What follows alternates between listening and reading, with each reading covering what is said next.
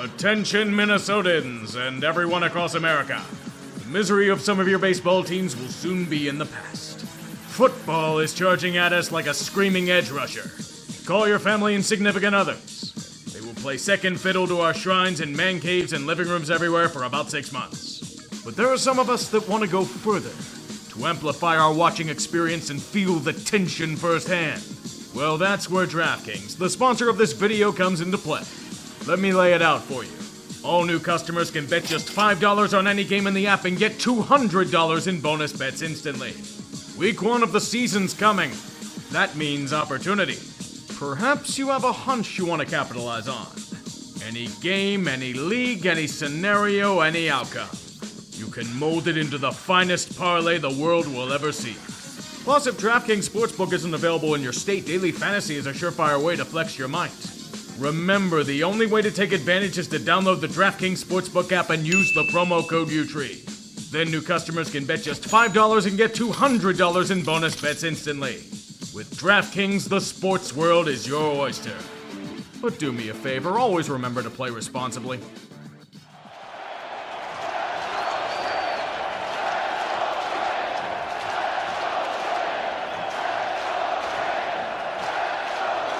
Swing and a miss! Finally! 21 years in the making!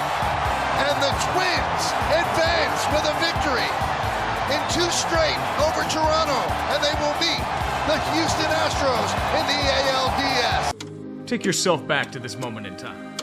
What feelings do you experience? Jubilation? Vindication? Relief? Almost 2 decades of futility finally forgotten with the roar of a home crowd. It was their time to once again bask in the sun. They had some good teams in the past, yes, but ages had passed since Minnesota had legitimate hope. Flashes of Joe Mauer, Justin Morneau, and Julio Santana, yet nothing truly concrete. But this was a chance to make themselves known. And with house money, of all things.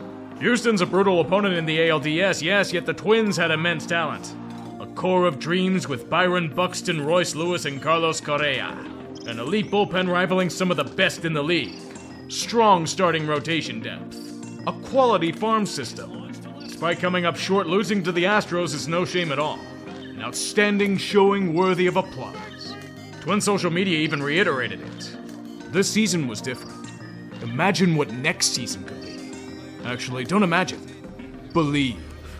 If that isn't the biggest crock of shit I've ever seen in my life, it has to be up there. Imagine telling Minnesotans back then that this would be their fate. Thank God the Vikings and Timberwolves have some semblance of promise, or else it'd be worse than living in Duluth. There's no need to dissect or analyze what the hell happened or how things fell apart. All roads lead to one bottleneck. The Pohlads. Somewhere in hell, Carl smiles at their continued penny-pinching and Juicy Lucy-fisted tactics. You can pinpoint the moment when everything started to fall apart for this team. And it wasn't in 2024 as you might believe. Think earlier. Jim became Joe. Jim Pohlad, for all his faults, at least invested significant sums of cash into the franchise. Emphasis in player development and analytics. Cutting-edge stadium upgrades. Fuck, the dude approved the massive splash to get Carlos Correa despite warnings and concerns about his health. Josh Donaldson was a huge get for them as well. Consistent upgrades all around. With Joe Pohlad, it morphed into excuses. They had their best season in decades, but the bottom line wasn't adding up. Payroll had to be significantly slashed. The advances in development could no longer be funded. There are Ascendio lapse, which does put a dent in revenues, but they reached a deal with Bally for the year in mid-March. Losing Sonny Gray sucked. Not doing a damn thing sucked worse. Not even a trade to reallocate resources? Maybe they were assuming that Comcast would drop Bally right into the 2024 campaign or something. Casus Belli to continue to do nothing. No additions, no philosophy, no movement at or before the deadline. Just a token trade for a guy who was TFA'd weeks later. So it's a team playing well over its head, suffering a loss of talent and getting no support from a chicken shit ownership group. We know how the story ends. Oh my god. How the hell are you $425 million in debt? COVID year fucked them up that much? How much is the interest on the stadium renovations they financed? So in order to pay off this debt, the Pohlads make the tough decision to sell the team. Sell in heavy quotations. I know there are plenty of upgrades to Target Field, but is it really worth a $1.7 billion price tag? That screams we'll sell the team only if you blow our socks off. Here's the equation. ridiculous cost plus uncertain revenue streams divided by not budging off that number equal no sale. Anyone with even a passing interest balked. Justin Ishbia was interested in the Twins but wisely backed the hell out. He proceeded to invest his money logically. Wait a minute, he bought more shares of the White Sox? At least Minnesota isn't like the White Sox on the field this year. That May of theirs? Their team in peak form. Despite all of the bullshit and face of the misery and skinflint situations, they were thriving. A 13-game winning streak. Well above 500 headed into June. The AL Central was probably out of reach, but a date with the wild card was a very realistic possibility. Then it all just fell apart. Last year's cancer was merely in remission. It was now metastasizing throughout the organization. An unraveling to end all unraveling. Not just on the field, but in the locker room. Culture problems and schisms destroying the clubhouse from within. Uncertainty and unease seeped into every crack. Fractures appearing throughout the foundation. Old flaws rearing their ugly head. A 9-18 June was merely a symptom to baseball death. Any attempts at fixing it were too late. The spiral would only continue. You can't predict Jorge Alcala falling off the map like he did. That shit happens. What you can predict is a talented core known for being injury-prone getting injured. Lewis and Buxton have all spent time on the IL this season.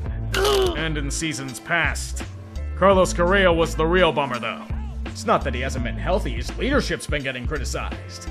And he's been in decline, slowly losing ability and range at shortstop. Correa needs to move off it.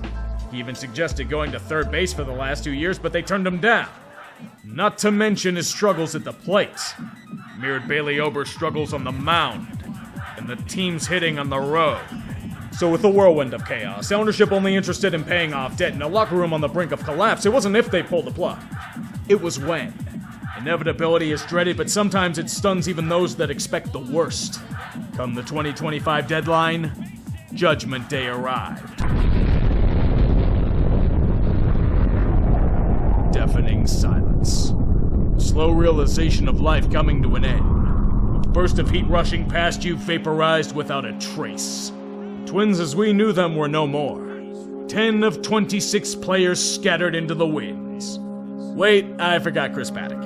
That would be 11 players traded. The thing is, a few of these trades made sense in a vacuum. The vets on expiring contracts were always on their way out after that slump. And that includes their big free agent splurges on Bader, France, and Colombe. Willie Castro and Paddock were free agents to be as well. But some of these moves didn't make any damn sense. Why dismantle the entirety of that elite bullpen? Yohan Duran, I guess you could justify with a mass sell-off and the prospect return, but what about Louis Farland? The dude has another year of pre-arbitration. He's a local boy who loved the team and the city. So why cast him off to Canada for pennies on the dollar? Griffin Jax for Taj Bradley? I know Jax was beefing with Rocco, but Bradley hasn't even been good at this level. Brock Stewart traded for James Outman? He hasn't been relevant in 2 years. And Carlos Correa? Don't get me wrong, he's had a very subpar season for his standards and should be moved off short, but to cast him off in a pure salary dump? And pay Houston $33 million to make him go away? Darkness slowly sets onto a nuclear wasteland, waving the white flag on this window with a barrage of cap dumps and bargain bin sales. What a fucking way to kill a franchise in one fell swoop. And it could have been worse. They'd have traded Christian Vasquez too, but he's hurt. Same as Pablo Lopez, probably. It's the culmination of years of spineless chicken shit ownership. The Pohlads had all the goodwill in the world and rewarded the fans by foreclosing the team like Carl did farms during the Depression. The bleakest time for Minnesota baseball since nearly being contracted. Technicalities won't save them here. All the T's can do is bleed out on the side of the road. Their organs melting away with a lack of hitting in the process. Yet for all of this, the incredible failure by ownership on all fronts to support the team and more, there was a slight glimmer of hope. The sell-off might have freed up enough on the balance sheet for the Pohlads to sell this diseased carcass of a franchise. They've claimed that there's a mystery buyer out there lurking in the shadows. A bittersweet ending. If it even got to that. No, my friends, the Pohlads decided that they did a good enough job in their half-hearted attempt at moving on. They threw their hands in the air and said, you know what? We're staying put. I'm not leaving. I'm not fucking leaving! It feels like the end of Animal Farm. You know, when the pigs and humans end up in cahoots and partner to abuse those promised a better life? Fans are the ones sitting on the outside looking in as the Pohlads pull a fast one and rip their heart and souls out to a T. But don't you worry, kids. The mystery investors are gonna save the franchise in the end. The Pohlads are keeping majority ownership, though. Fuck you. This time, there is no hope. At least when the team was set for dismantling 25 years ago, they had championship memories of the early 90s. What do they have now? A fucking wildcard series? Is that worth selling the team down the river? To give the fans and players the old switcheroo and take the land of 1,000 lakes for some zirconia? I've heard of teams nuking it because they think they can't compete with their core. Hell, the Marlins blow it up every 5 years due to cheap ownership and flawed roster construction, but this is different than that. It's become toxic. Not just in the locker room, not just with the fan base relations, but with the franchise itself. You can't expect us to believe that things are going to be any different with the same damn Ponzi schemers at the top. Pulled the wool over their eyes one too many times. It won't work again. Even if there's winning in their future, their true character's been revealed. And it's cancerous. This organization has become forfeit. A testament to the evils and vices of baseball. The Fabergé egg of the league rotting away on the inside with franchises like this. With a year full of terrible teams all over the place, it says something when the teas might be serving a hot dish of the worst shit. But what stings the most? Going back to that 2023 wildcard series against Toronto, there are only 8 players remaining from that roster still on the team. It's been less than 2 years.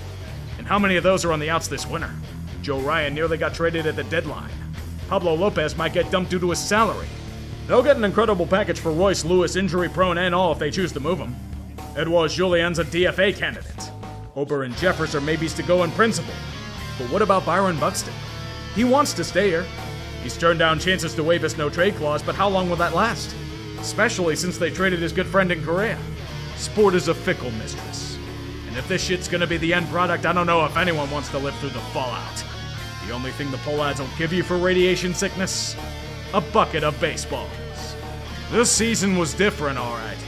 It started with promise, it ends with death. The Yankees will piss on their grave as they always do. The Twins are going to win the World Series. The Twins have won it. It's a base hit. It's a 1-0